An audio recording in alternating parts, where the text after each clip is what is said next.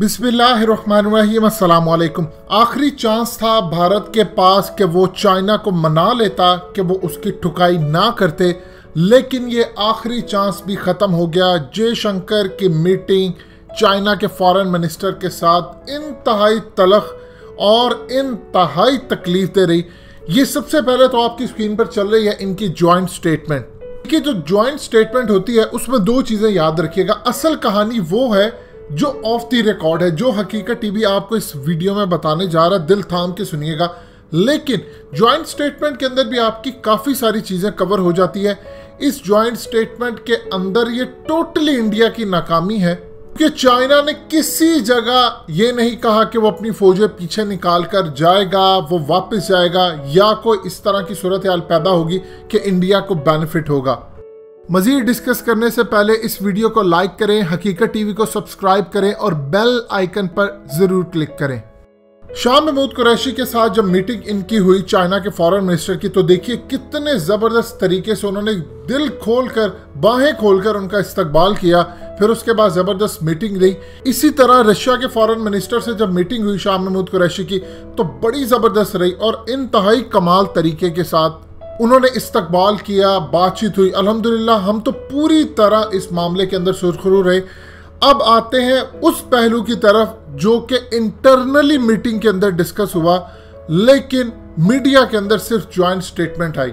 सबसे पहले ज़हन में रख लीजिएगा, ये लड़ाई होने जा रही है और सर्दियां बड़ी तल्ख होने जा रही हैं इंडिया के ऊपर। ये इतनी तल्ख होने जा रही हैं कि इंडिया की आज़ादी से लेकर आज तक इतनी ज़्यादा सर्दियां तल्ख नहीं होंगी भारतीय फौजियों पर। ये भूल जाएंगे जो कारगिल के अंदर मुशर्रफ ने किया या आज तक जो होता रहा।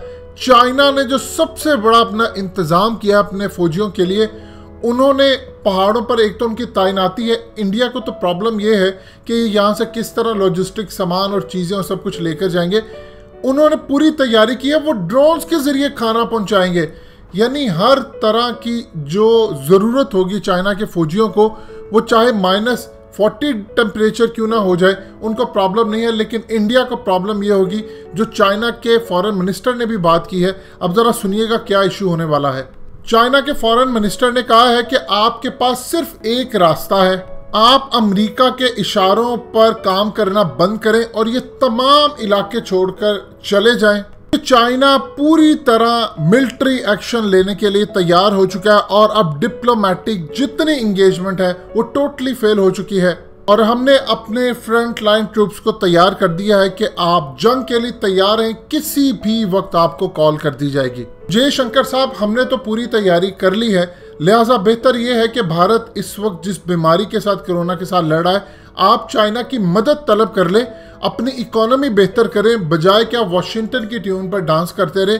बेहतर यह है कि चाइना जो आपको कहता है, आप वो अपने इलाके जो चाइना के हैं वो छोड़कर चले जाएं, वरना जंग के लिए तैयार रहें। आपको जाकर अपनी सरकार को यह समझाना होगा कि चाइना को प्रोवोक करने का फ़ायदा इंडिया को नहीं होगा। चाइना का बजट आपसे 3 गुना ज़्यादा है और इस सूरत हाल के अंदर आप चाइना का मुकाबला नहीं कर सकते, क्योंकि हम पूरी जंग की तैयारी के साथ बैठे हैं। ये बात आप जाकर अपनी सरकार को समझा दें। अगर आप ये इलाके छोड़कर नहीं जाते तो आप अपनी सरकार को पैगाम दे दें कि वो जंग के लिए तैयार हैं। फिर आपको जंग के बाद पता चल जाएगा कि कौन कितना ताकतवर है और कौन कितने इलाकों पर कब्जा करने की सलाहियत रखता है। अगर आप ये समझते हैं कि सर्दियों के मौसम में चाइना की फौजें पहाड़ों पर नहीं रह सकती, तो आप और हम आते हैं और मिलकर फैसला करते हैं कि इस लड़ाई के अंदर कौन कितना ज़्यादा ताकतवर है। ये आपको जंग के बाद इदराक हो जाएगा। आपके फौजी ऑलरेडी बददिल हैं और ऑलरेडी वो कोरोना का शिकार है। बेहतर है कि आप चाइना के साथ लड़ने की बजाय आप कोरोना पर काबू पाएं, जिस तरह हमने पूरी दुनिया के अंदर मदद की। और आप ये देखें कि चाइना के अंदर से बीमारी निकली लेकिन हमने काबू पाया। बेहतर है कि आप चाइना से लड़ने की बजाय हमारा साथ मांगे ताकि हम आपको इस बीमारी से निजात हासिल करें। आपने जो हमें फाइनेंशियली नुकसान पहुंचाने की कोशिश की है, उससे चाइना का तो कुछ नहीं होगा, लेकिन इंडिया की इकॉनमी तितर बितर हो जाएगी। अगर इस पर जंग हो जाती है तो इंडिया कई साल पीछे चले जाएगा। फिर बलाखिर आपको वो इलाके छोड़ने ही पड़ेंगे जो जंग के बाद हमारी फौजें आपसे हासिल कर लेंगी।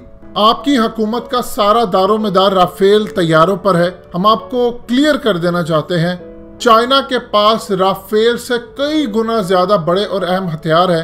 और इस सूरत हाल में आपके फौजियों को जो नुकसान पहुंचेगा या आपके तमाम जो लॉजिस्टिक चीज़ें हैं इंक्लूडिंग आपके तैयारे या सब कुछ जो उसको नुकसान पहुंचेगा वो आपको इसका अभी तक इदराक नहीं। हम आपको आखिरी दफ़ा वार्न कर रहे हैं कि चाइना ने जितना भारत का ख्याल रखना था रख लिया। अब वक्त आ गया है कि सब कुछ टेबल पर रखा जाए, सारी दुनिया के सामने रखा जाए। अगर इंडिया अमन चाहता है तो उसको 1959 की जो टेरिटरी है चाइना और इंडिया की उसको मानना पड़ेगा LAC को। और अगर इंडिया जंग चाहता है तो चाइना इसकी पूरी तैयारी कर चुका है और हम भारत को ऐसा जवाब देंगे कि मजबूरन उसको समझ आ जाएगी कि अगर वो पहले ही LAC की 1959 की लाइन को तस्लीम कर लेता तो उसका इतना नुकसान ना होता। इंडिया की सबसे बड़ी गलती ये है कि वो प्रीवियस असेसमेंट लगाकर बैठा है कि आज से 50 साल पहले चाइना की जो कैपेबिलिटी थी फौज की आज भी वही होगी। यही इंडिया की और दुनिया की सबसे बड़ी गलती है। हमने 50 साल में दुनिया में जितनी तरक्की की है उसका नज़ारा आपको जंग के बाद अंदाज़ा हो जाएगा कि हमारी कैपेबिलिटी क्या है। हम जंग नहीं चाहते, हम अमन चाहते हैं, लेकिन हम अपनी 1 इंच टेरिटरी भी आपको किसी सूरत नहीं देना चाहते। आप अपने मीडिया के जरिए झूठी सच्ची खबरें रिलीज करते रहते हैं। अब वक्त आ गया है कि चाइना भी तमाम वो चीज़ें रिलीज कर दे, दुनिया को बताए कि किस तरह भारत पहली गोली चलाता है और जंग की शुरुआत करता है। ये हमारा आपको पैगाम है। हम अमन जरूर चाहते हैं लेकिन किसी भी कीमत पर हम अपनी 1 इंच ज़मीन भी नहीं छोड़ना चाहते, चाहे उसके लिए चाइना को जंग ही क्यों ना करनी पड़े। ये इस वक्त की एक लुबे लुबाब है जो समरी है जो डिस्कस हुआ जयशंकर के साथ चाइना के फॉरेन मिनिस्टर का। और इसमें सबसे ज़्यादा जो अहम तरीन बात ये रही, आपको हकीकत टीवी बता चुका है कि चाइना फुटेज रिलीज़ करेगा और हर सूरत वो करेगा, क्योंकि इंडिया अभी तक जो मामला कर रहा है वो बता रहा है इन्होंने असल में वो फुटेज रिलीज़ करनी है जब इन्होंने मिसाइल से हमले भी करने हैं और दुनिया इनकी तरफ देखेगी। फिर ये बताएंगे कि देखिए ये आपने पहले काम किया था। चाइना असल में इंडिया को ट्रैप करना चाहता था और वो ट्रैप हो गए बुरी तरह।